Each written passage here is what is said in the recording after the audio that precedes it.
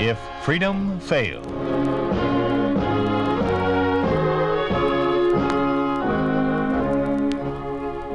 We'd like to take you on a visit to a town that doesn't exist. A town we call Springfield, USA.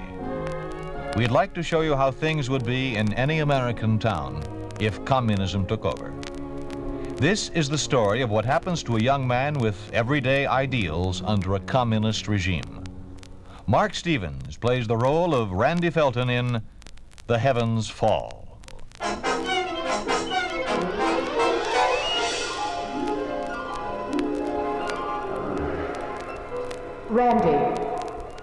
Randy, can you hear me?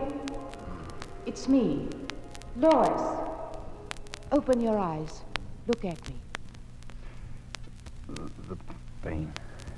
The pain. It'll go, darling, as soon as you take these pills. Here's some water. The woman. The one with the steel rod. Where is she? What woman? Had the build of a wrestler, crammed into a uniform. A policewoman. Yeah. That's what she was. Only there were two of them. A partner. Him I could handle. That's when she let me have it. From behind. You must have gotten away on your own, Randy. Mother found you sprawled out against our back door. I had to help carry you in. It's a good one. The whipped dog crawling back to his ex-keeper. Good thing your mother likes me. Don't say that, Randy. She likes you all right. But I love you. You could have fooled me yesterday. I didn't want to walk out. You made me. But that was yesterday. Yeah. Yesterday. And look at me now. I'm looking, Randy. I never stopped looking. Now tell me, how did it happen? You were around when it all started. Only then I couldn't tell you. It began at the law school when the... Randy, my boy, I must say I've been hearing nothing but nice things about you. That is, as far as your work here is concerned. I may even take the liberty to predict that someday I shall boast, there goes Randy Felton, one of my brood, and the most brilliant lawyer in Springfield. But as you know, Randy, success adds to our responsibilities toward the community, and I think you ought to... I know, sir. It's about my holding down that job at nights, the drugstore. No. I'm afraid the Board of Education feels, or shall I say was advised, that tomorrow's generation of budding jurists should prepare itself for the task of enforcing law by affiliating with the party. Since when have justice and the party become bedfellows? Randy, you've got to learn to watch your tongue. Such sentiments are dangerous. I seem to remember a slogan I learned here. Something about there shall be no sword in the hand of justice. My boy, these days it's not for us to live by slogans, but by the facts that surround us. And the facts are that only Communist Party members make desirable pupils. If you wish to phrase it that way. I only wish you'd understand. I understand, sir. Then you will? Don't have much choice. I've come too far to turn back now.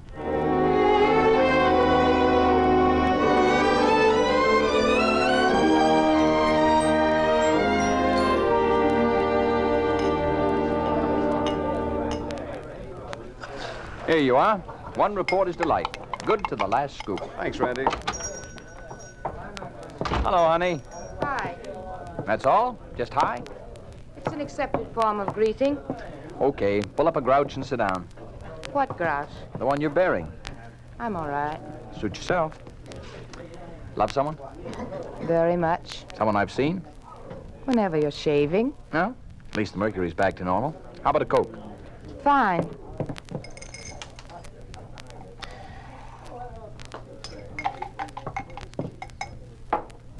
Now then, tell me, what's wrong? Oh, nothing. Oh, I should have known better than to listen to those nasty rumors. Rumors? What rumors? That you joined the party. Oh, that. Randy, you didn't. You're not so loud. Besides, what would you do if the dean asked you to? What? I'd walk out. Yeah, sure, and jerk sodas for the rest of your life. At least you'd keep your self-respect. Ah, there's a pretty phrase, self-respect. I wonder how it'll taste for dinner, or how many ounces it'll take to pay for our honeymoon. Springfield hasn't got the only law school in the country. I'll go with you wherever you want. It's not that easy. Nothing seems to come easy anymore. Like last night. Like last night when you said you couldn't see me because you had to work late helping Mr. Higgins take inventory. So I came by. Thought I'd keep you company. But the place was all locked up and dark. So we worked with a seeing eye dog. Just drop it, will you? I will not. Hey, Randy, how's about a little service down here? Yeah, I'll be right with you. Look, honey, I can't explain now. I'll have to wait until Now, there seem to be a lot of things you can't explain. Okay, it's just as well. It'll save me the trouble explaining about the job I've been offered in New York. A job in New York? And I was going to tell you about the kick I got in turning it down. But now it looks like I'd better take it. Here, for the Coke. I wouldn't want you to miss a dime the next time you take inventory. Goodbye.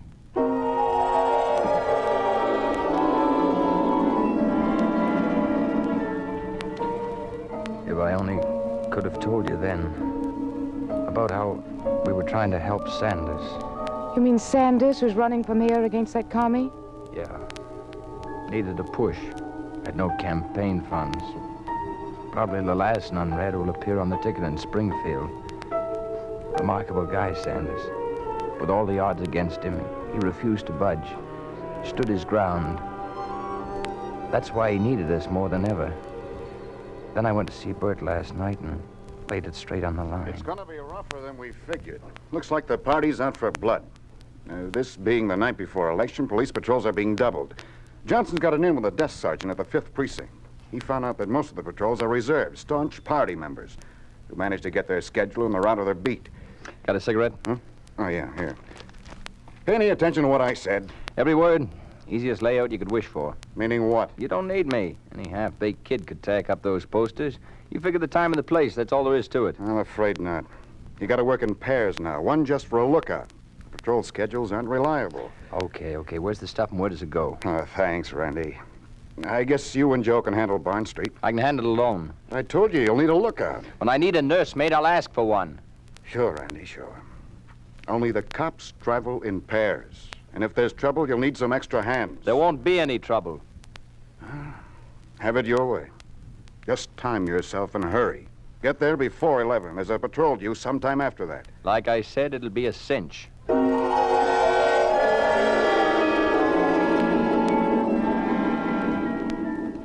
Yeah, cinch. Like putting an elephant into a phone booth. When I left Bert with the posters tucked under my arm, it was already 10:15. I didn't want company, because I was going to look you up first.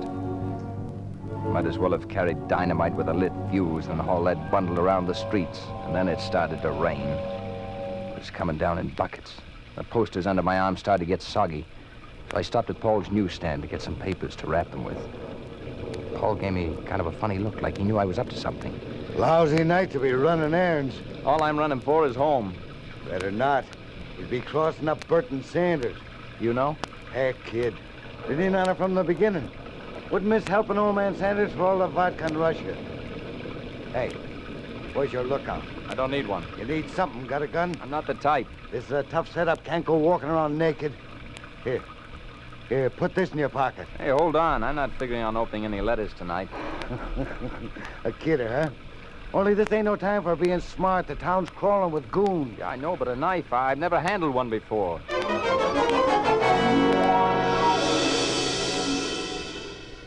If an icicle could burn, the knife in my pocket felt like one that did. By then, I really needed seeing you more than ever. I went straight to your house. The rain wouldn't let up.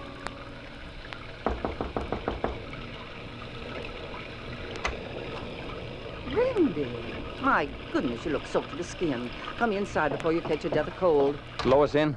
She went to a movie. Why don't you take off that wet coat and make yourself comfy? She ought to be home soon. I can't right now. If it's okay with you, I might come back a little later, as long as she's... As long as she doesn't take off for New York? There are no more trains leaving tonight. Besides, she hasn't even started to pack. Do you really think she's going? I don't rightly know. I think that's more or less up to you.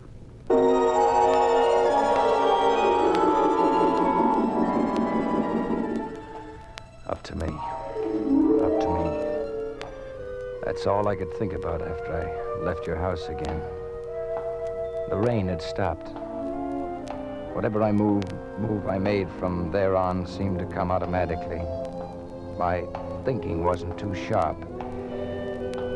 If it had been, I probably would have looked at a clock before I headed for the street corner where Bert wanted me to tack up those posters. I wish it would start to rain again. The night was sensitive, too sensitive. The air had been washed too clean to muffle sound.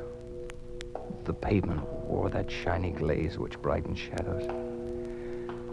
And when I came face to face with the wall that was to bear my posters, I felt like I'd walked onto a stage with thousands of eyes peering at me out of the darkness. My hands felt clumsy as they unrolled the posters. Then it came. Stay where you are. Keep those hands up. There were two of them, both in uniform. One wore a skirt. That was about her only claim to womanhood. She was bigger and rougher looking than her male partner. Well, well. Out late playing politician, eh, Sonny? There's going to be an election tomorrow, and I'm within my constitutional rights to advocate our candidate. Huh, that's so. Well, if you ain't the one with the fancy lingo. You hear that, Chuck? Mr. Smarty Pants is dragging out the Constitution again. One of the brain boys, that one. The commissar'd love him. Let's see your identification papers. What if I won't show them to you? You will, or I'll... You'll nothing. Here they are. Oh, here now. Let's have that knife. Stay away. Oh, Brainy's a wildcat. Go to it, Chuck. The kid's bluffing. Now, you wouldn't want to get hurt, would you now? It'll all be over in a minute. I simply reach over like this and then... And then what? You play rough, huh? Chuck, the knife! I can't. My wrist, he's got it. Get the pipe. Hit him. Ow! You little run, I'll teach you to...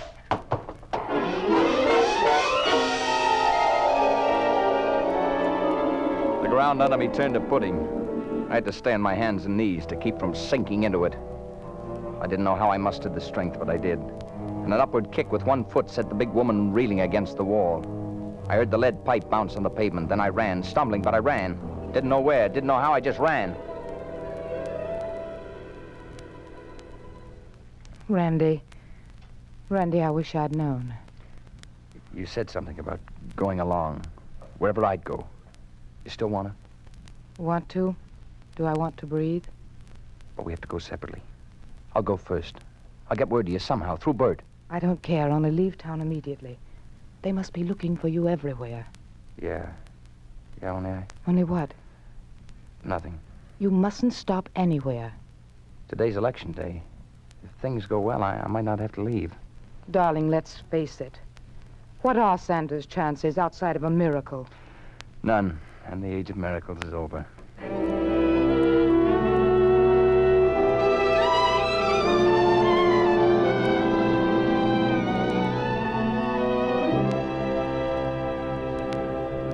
Hey, Randy, what are you doing here? Same as you. Waiting in line to vote. You nuts, the whole goon squad's looking for you. They haven't got my name yet, have they? No, but they can't mess with that description. Got you down to a T. Next, please. Step forward. Don't worry. I'm skipping right after this. Yes, sir. Name, please? Randy Fulton. Let's see. Felton.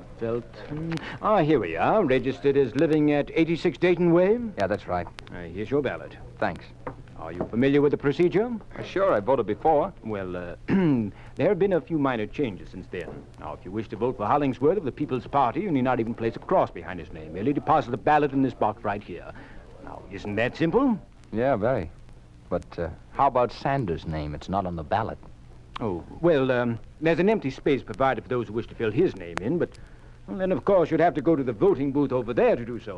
But you see, this way we save you all the fuss and bother. I like being bothered.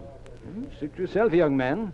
After all, it's still a secret ballot. Oh, secret ballot, my foot. Will you please help yourself to the booth? Others are waiting. Hey, you better oil up these curtain rings. With the use this booth's been getting, they've rusted to the rod. I'm next. My name is... Just a minute, sir. If you'll excuse me, I'll have to make a quick call. Be right back.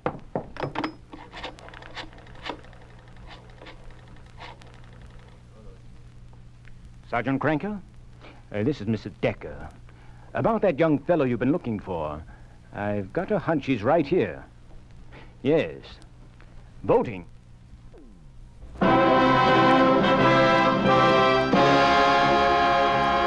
are listening to The Heavens Fall, starring Mark Stevens.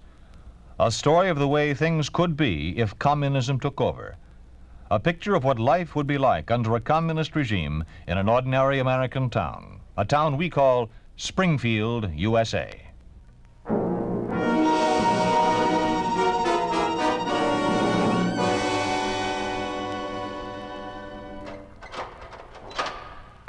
Randy, you've got a visitor. It's that lawyer they've been sending. I don't want to see him. Some kind of a professor. Says he's the dean from your law school. The dean, what does he want? Make more speeches? No, just offer whatever help I can give. Last rites are usually administered by a priest. Please, my boy, give yourself a chance. Embittered emotions rarely turn the wheels of justice. Ah, nuts. The wheels got jammed a long time You're ago. wrong. Examine the facts, my boy. Regardless of what the circumstances may have been, you did attempt to kill a man. He almost died. Good. Now then, if I had tried to kill, and justifiably so, would you not have hastened to my side? Yeah. If the scales of justice were still in balance. Well, let's trust that they are. As long as you're on trial, you must retain that trust. Look, Dean, I realize you're my elder. But hasn't it come clear to you yet that all hopes for such support died in our voting booths? The timid clutch their bread and keep their silence. They close their ears to the cries of those that dare to be strong. Me, I'm neither. I'm just guilty of growing up too darn late. Oh, I know you tried. Thanks. Ready? Sure. Which is it, court or scaffold? Not that there's much difference. Court's waiting. Randy, you didn't want the lawyer they sent you. It's not too late for me to take over your defense. I can get a postponement, prepare a solid case. Oh, come now, and deprive me of handling my first and last case? I wasn't that bad a pupil, was I, Dean? May God bless you, my boy. God bless you. All right, let's go. Do you mind if I come along? Well, it's okay part of the way, but I got to turn him over to the marshal out and back. Back of what? Are we going to the courtroom? No, that's been booked up for weeks. I'll bet. They're taking over the dance hall across the street. Want more room. Seems you're a pretty important boy. Dance hall? What's the idea, Dean? Well, I suppose your case is to set a precedent and discourage any further political crimes. All the dance halls in town, they had to pick the avenue. Well, nothing deliberate, I'm sure. It's the closest. Yeah, the closest. The closest to everything. In what way? For Lois and me, we got engaged there.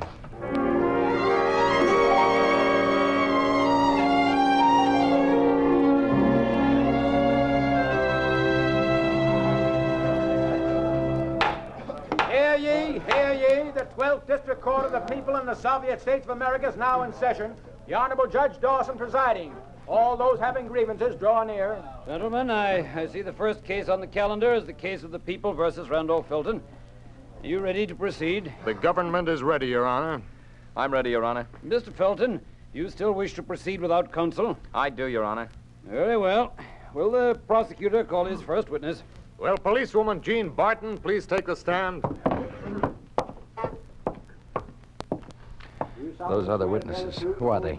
I've never seen them. They're supposed to have witnessed the crime. Remarkable how I managed to escape from a street cluttered with this many witnesses. And such questions should be placed before the court. Oh, what good would it do? You have more friends than you think. Give them a chance to show their faces. The only face I liked seeing, I kept away. You mean Lois? Yeah, sure. I'm glad I asked her to stay away. There's too much of the past clinging to these walls.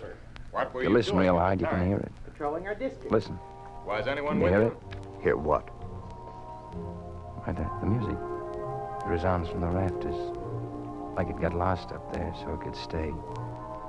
Stay there for always. You can hear it now. Maybe I can. Sure.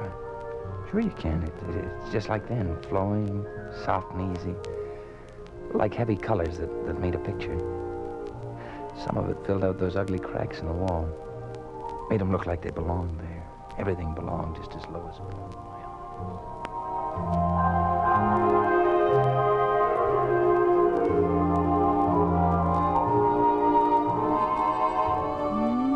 You dance nicely.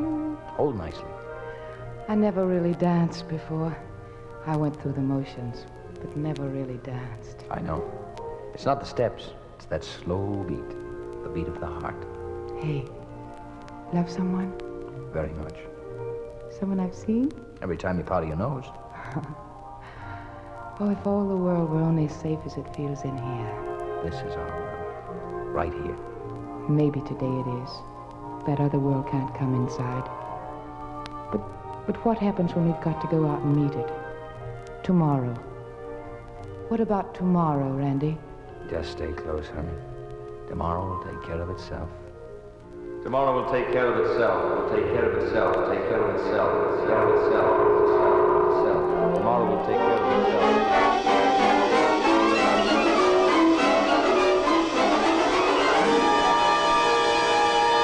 Mr. Felton! Mr. Felton, I'm addressing you! Yeah, but tomorrow didn't take care of itself, did it? I beg your pardon? Never mind.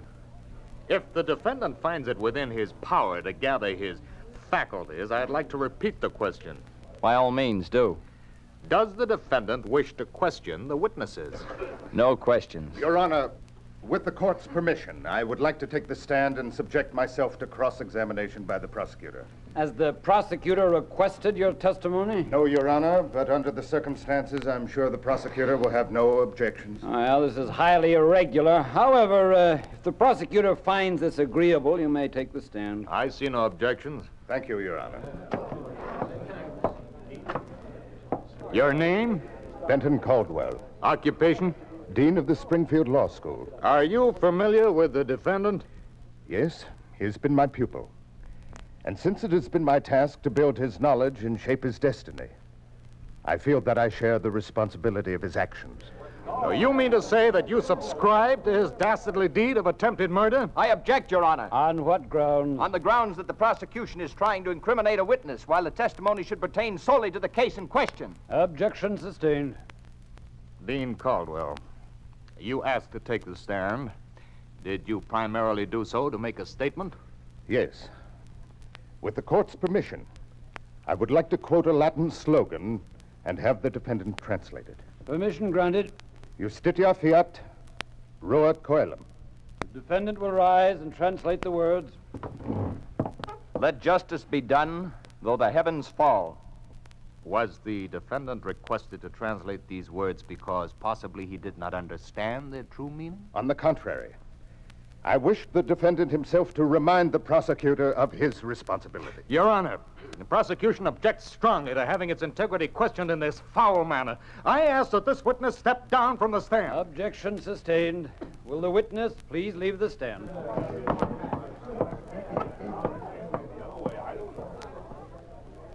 Without calling the defendant to the stand, I would like to ask him whether he fully understands the meaning of the words that he has just translated. I do indeed.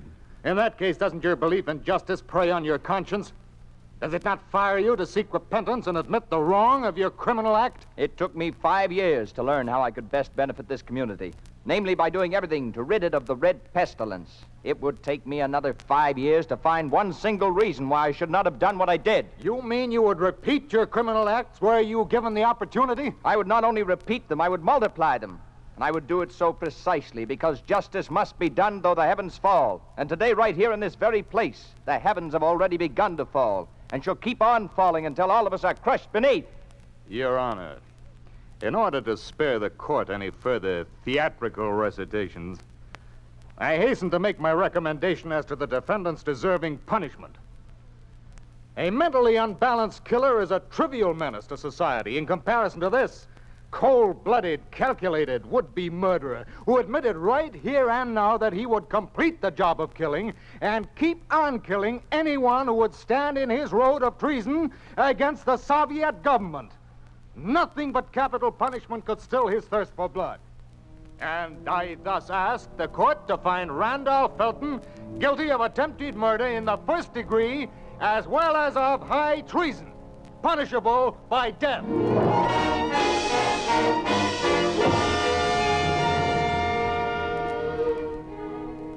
Randolph Felton, before this court pronounces sentence, do you wish to make a statement? I do, Your Honor. At the risk of being labeled a dramatist by the prosecutor, to whom sincerity is nothing but an affectation, may I say I consider my life a worthwhile price for freedom. For I am sure this court may put an end to my individual strive for liberty, the new dawn will see thousands of others whose plain, downright sense of human decency will compel them to arise and protest. And protest they will in such growing force that none of the self-appointed few will be able to stem the sweeping tide of freedom. Order in the court! Order in the court! Your Honor! Your Honor, if it pleases the court, may I remind the defendant and all those witnessing his underhanded methods of misrepresentation that only recent statistics reveal a conspicuous absence of these thousands that may arise in protest. And where are these thousands? Surely they had no better chance to show their protest than during our recent election. Yet, given that chance, these thousands went to the polls the other day and cast their vote in favor of the Communist Party's candidate for office. Yes, Mr. Randolph Felton. Let the facts and figures speak for themselves. 10,306 citizens voted for the party's candidate, whereby only 10 votes went to his radical and capitalistic opponent. Correction. Only 10 votes were permitted to go to him. I repeat, Mr. Felton, 10 votes, 10 citizens protesting. And where are those 10 now? Why aren't they at least here to plead your case? I'll tell you why. They bring to mind a poem about 10 little Indians. In this instance, it would begin, 10 little Indians were standing in line. One of them cheated, and then there were 9. And would end, one little Indian thought killing was fun. He was hanged by the neck, and then there were none. Do you understand, Mr. Felton? And then there were none.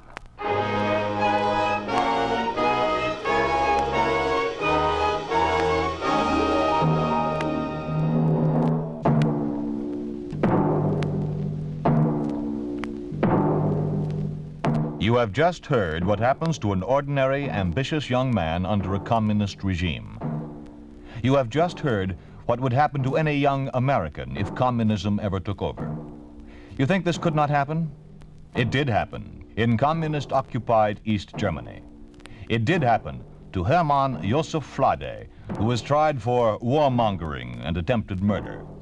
It did happen at the Ulbernhau Ballroom in Germany, where Flade openly defied communism. Hermann Josef Flade was to be beheaded, but the execution was delayed. Flade's voice had been heard by too many. He was finally sentenced to 15 years in prison.